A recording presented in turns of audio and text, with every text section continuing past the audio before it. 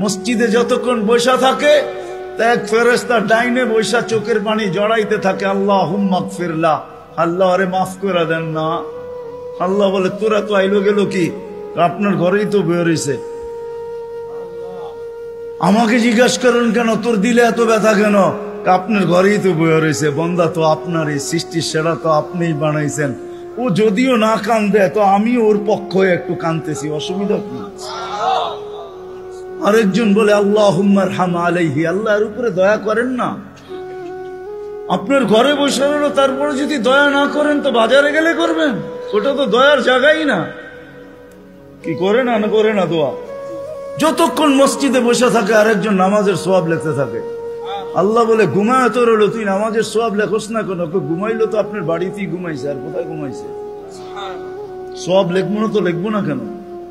এটাও ফেরেশতা চালায়।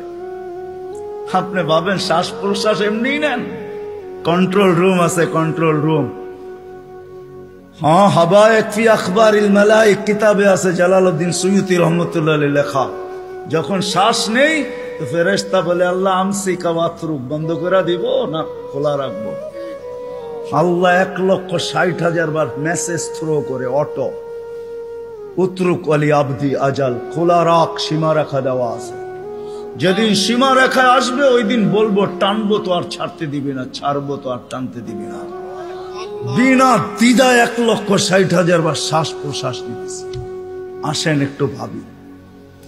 সুর তো আমার কাছে নাই যে আমি আপনাদেরকে পাগল করব।